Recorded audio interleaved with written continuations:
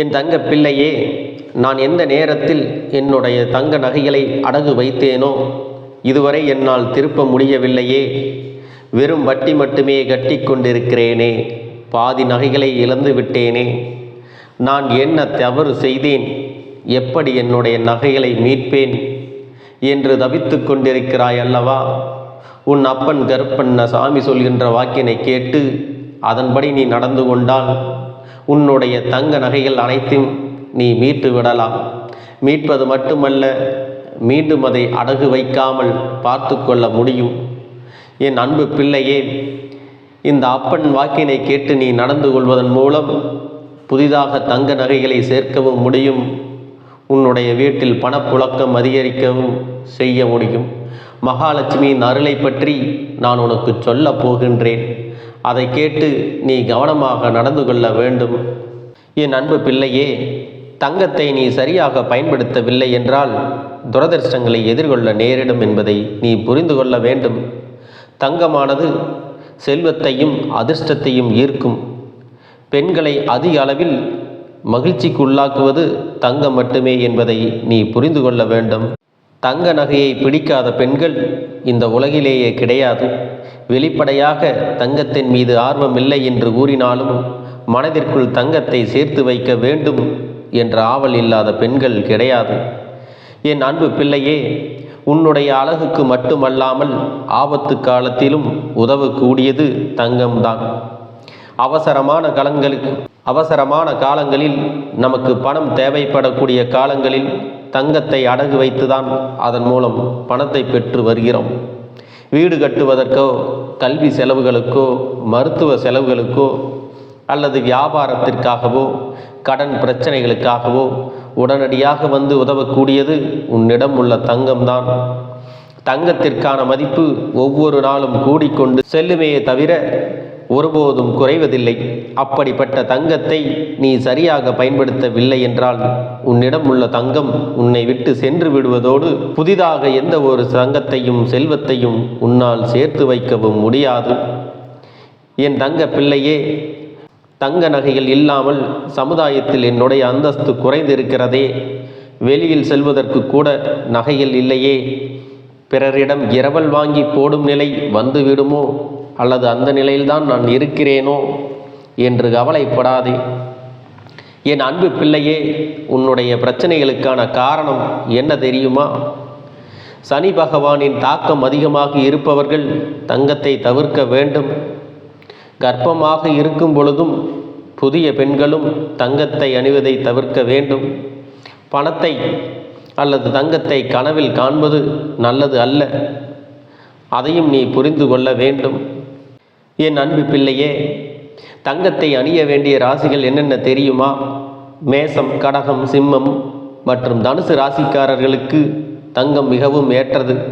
அது மங்களமான பலன்களை தரக்கூடியது. அதே சமயம் விருச்சிகம் மற்றும் மீன ராசிகளுக்கு தங்கம் கலவையான பலன்களை தரும் என்பதை நீ நினைவில் வைத்து கொள்ள வேண்டும். என் அன்பு பிள்ளையே, தங்கத்தை வைக்கும் பொழுது சிவப்பு காகிதம் அல்லது துணியில் சுற்றி வைக்க வேண்டும். தங்கத்தை கிழக்கு அல்லது தென்மேற்கு திசையில் மட்டுமே வைக்க வேண்டும் என்பதை நீ தெரிந்து கொள்ள வேண்டும். தங்கத்தை உன்னுடைய தலைக்கு அருகில் வைத்து தூங்கக்கூடாது. இதனால் நீ தூக்கமின்மை போன்ற பிரச்சனைகளை எல்லாம் எதிர்கொள்ள வேண்டியிருக்கின்றது. என் தங்க பிள்ளையே, உன்னுடைய திருமணத்தில் ஏதேனும் பிரச்சனை என்றாலும், கணவன் மனைவிக்குள் நெருங்கிய உறவு ஏற்படவில்லை என்றாலும் தங்கத்தை கழுத்தில் செயினாகவோ அல்லது வேறு ஏதாவது ரூபத்திலோ அணிந்து கொள்ள வேண்டும். இப்படி அணிவதன் மூலம் குடும்பத்தில் உள்ள கணவன் மனைவி பிரச்சனைகள் கொஞ்சம் கொஞ்சமாக தீரக்கூடியது. இப்படியாக தங்கத்தின் மதிப்பு எங்கு சென்றாலும், எந்த இடத்தில் இருந்தாலும் அதன் மதிப்பும் மரியாதையும் அணிபவருக்கு உண்டு என்பதை நீ மறந்து விடாதே. இப்படிப்பட்ட தங்கத்தை நாங்கள் இழந்து விடக்கூடாது. இதை மீட்க என்ன செய்ய வேண்டும் என்று புலம்பிக் கொண்டிருக்கிறாய் அல்லவா? என் அன்பு பிள்ளையே, மோதிர விரலில் தங்க மோதிரத்தை அணிவதால் தெய்வீக ஆற்றலை ஈர்க்க முடியும். தெய்வீக ஆற்றல் செயல்படுத்தப்பட்டு அந்த மோதிரத்தின் வழியே வெளியேறுகிறது. எனவே தீய சக்திகளால் வரும் தடைகளையும் அது நீக்குகிறது. தெய்வீக நன்மைகளை பெற பெண்கள் இடது கையில் மோதிரத்தை நீ அணிய வேண்டும். ஆண்கள் வலது கையில் மோதிரத்தை அணிய வேண்டும். பூமியில் கிடைக்கும் உலோகங்களில் மிகவும் விலை உயர்ந்த உலோகம் தங்கமாகும். எனவே தங்கத்தை நீ சரியாக பயன்படுத்த வேண்டும். தங்கத்தை சரியாக பயன்படுத்தாத பெண்கள் அதிக அளவில் மன அழுத்தத்துக்கு உள்ளாகிறார்கள். பதற்றமும் பயமும் ஏற்பட்டு நீண்ட கால கவலையாக உருவாகிறது. தங்க நகைகளை அணிவதால் உடலில் நேர்மறை சக்திகள் அதிகரித்து காணப்படும். இதனால் உடலில் மன அமைதியை ஏற்படுத்துகிறது. நிம்மதியையும் சமூகத்தில் அந்தஸ்தையும் நிர்ணயிப்பது இந்த தங்கமாகும். என் தங்க பிள்ளையே, சனி பகவானின் தாக்கம் அதிகமாக இருப்பவர்கள் தவிர்க்க வேண்டும். கர்ப்பமாக இருக்கும் பொழுதும் புதிய பெண்களும் தங்கத்தை அணிவதை தவிர்க்க வேண்டும். பணத்தை அல்லது தங்கத்தை கனவில் காண்பது நல்லது அல்ல. அது தோல் மற்றும் முகத்தில் வியாதிகள் வருவதற்கான அறிகுறிகளை கொடுக்கக்கூடியது. தங்கத்தை நீ கனவில் கண்டால் நிறைய போராட்டத்திற்கு பிறகுதான் உங்களுடைய கைக்கு பணம் வரும். பழைய தங்க நாணயங்களை கனவில் கண்டால் உன்னுடைய தொழில் மற்றும் வேலையில் சில கடினமான சூழல்களை எதிர்கொள்ள வேண்டி இருக்கும் என்பதை மறந்து விடாதே. தங்கத்தை இடுப்புக்கு கீழே அணிந்து இருந்தால் உனக்கு துரதிர்ஷ்டம் வந்துவிடக்கூடும். அப்படி செய்வதால் நீ செல்வத்தை இழக்க நேரிடும். தங்கம் லட்சுமி தேவியின் அடையாளமாக கருதப்படுகிறது. எனவே இடுப்புக்கு கீழே தங்கத்தை அணிவது லட்சுமி தேவிக்கு அவமரியாதை செய்வதை போன்றது. குழந்தைகளுக்கு சிவப்பு கயிறுடன் சேர்த்து இடுப்பில் தங்கத்தை அணிவிக்கலாம். என் தங்க பிள்ளையே, பிறர் மீது வைத்த அன்பின் காரணமாகவும் குடும்ப சூழ்நிலை காரணமாகவும் மற்றும் சில சந்தர்ப்பங்கள் காரணமாக உன்னுடைய தங்க நகைகளை நீ அடகு வைத்து விட்டாய். அதை மீட்க முடியாமல் திணறுகிறாய் அல்லவா? உனக்காக இந்த அப்பன் கருப்பண்ண சாமி லட்சுமி தேவியின் செயல் ஒன்றை உனக்கு சொல்லுகின்றேன். அதனை கேட்டு அதன்படி நீ நடந்து கொண்டால் உன்னுடைய தங்க நகைகளை கூடிய விரைவில் நீ மீட்கப் போகிறாய். அதற்கு உனக்கு என்ன வேண்டும் தெரியுமா? முதலில் நீ கல்லுப்பினை கடையிலிருந்து புதிதாக வாங்கி கொள்ள வேண்டும். வீட்டில் இருக்கக்கூடிய உப்பினை நீ பயன்படுத்தக்கூடாது.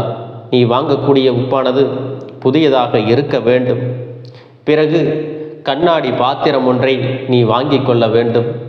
கண்ணாடி பாத்திரமோ அல்லது பீங்கானோ புதிதாக வாங்கி கொள்ள வேண்டும்.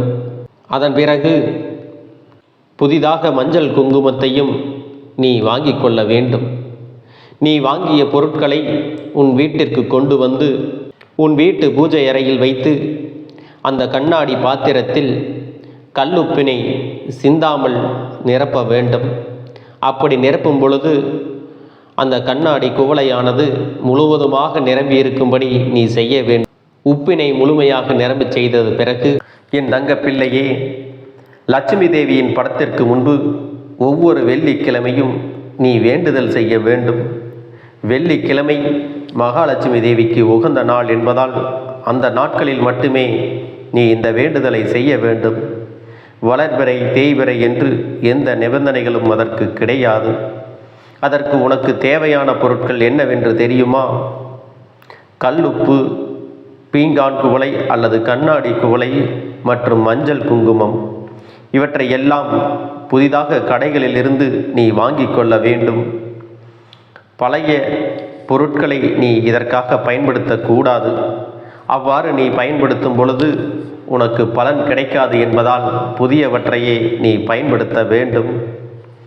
உன் வீட்டில் உள்ள பூஜை அறையில் நீ வாங்கி வந்த கல்லுப்பினை கண்ணாடி பாத்திரத்தில் முழுமையாக நிரம்பும்படி சிந்தாமல் போட வேண்டும். பிறகு அந்த உப்பில் ₹1 நாணயத்தையோ ₹5 நாணயத்தையோ அல்லது வேறு ஏதேனும் ரூபாய் நாணயத்தை வைக்க வேண்டும். அது மட்டுமல்லாமல் ஒரு குண்டுமணி அளவிலாவது அந்த உப்பில் தங்கத்தை வைக்க வேண்டும். அது தங்க நகையாகவோ தங்க நாணயமாகவோ மோதிரமாகவோ அல்லது தங்கத்தின் வேறு ஏதாவது வடிவிலோ கண்டிப்பாக இருக்க வேண்டும்.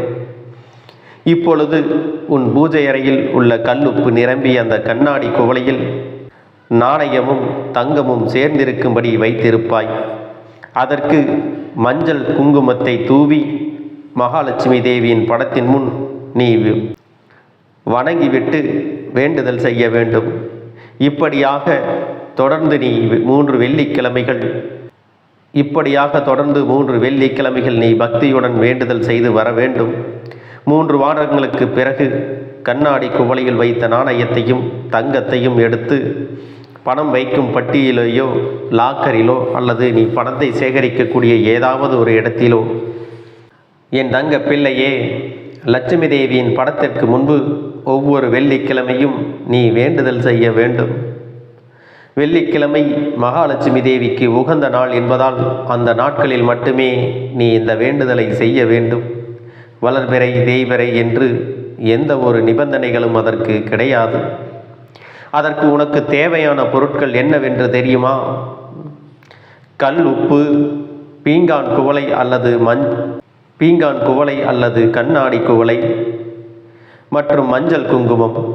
இவற்றை புதிதாக கடையிலிருந்து வாங்கி கொள்ள வேண்டும். பழைய பொருட்களை இந்த வேண்டுதலுக்கு நீ பயன்படுத்தக்கூடாது. அவ்வாறு நீ பயன்படுத்தினால் உனக்கான பலன்கள் முழுமையாக கிடைக்காது என்பதை நீ புரிந்து கொள்ள வேண்டும். இதையெல்லாம் வாங்கி வீட்டில் உள்ள பூஜை அறையில் வைத்து நீ வாங்கி வந்த கல்லுப்பினை கண்ணாடி பாத்திரத்தில் முழுமையாக நிரம்பும்படி சிந்தாமல் போட வேண்டும். பிறகு அந்த உப்பில் 1 ரூபாய் நாணயத்தையோ 5 ரூபாய் நாணயத்தையோ அல்லது வேறு ஏதேனும் ரூபாய் நாணயத்தை வைக்க வேண்டும். மற்றும் 1 குண்டுமணி அளவிலாவது தங்கத்தை அதிலே நீ சேர்க்க வேண்டும். அது நகையாகவோ தங்க நாணயமாகவோ மோதிரமாகவோ அல்லது தங்கத்தின் வேறு ஏதாவது வடிவிலோ கண்டிப்பாக இருக்க வேண்டும்.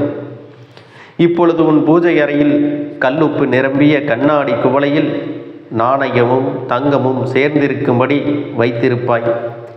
அதற்கு மகாலட்சுமி தாயாரை வணங்கி மஞ்சள் குங்குமத்தை தூவி நீ உன்னுடைய வேண்டுதலை செய்ய வேண்டும். இப்படியாக தொடர்ந்து 3 வெள்ளிக்கிழமைகள் பக்தியுடன் நீ வேண்டுதல் செய்து வரும்போது உனக்கான பலன்கள் முழுமையாக கிட்டும்.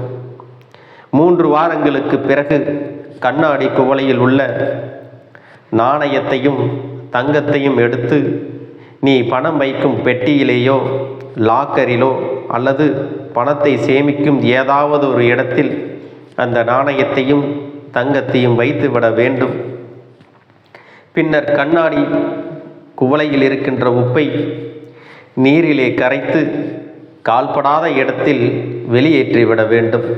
அப்படி வெளியேற்றும் பொழுது உப்பு நீரில் கரைவதைப் போல என்னுடைய கஷ்டங்களும் பிரச்சனைகளும் கரைந்து என்னை விட்டு விலகிவிட வேண்டும் என்று மகாலட்சுமி தாயாரிடம் நீ வேண்டிக் கொள்ள வேண்டும்.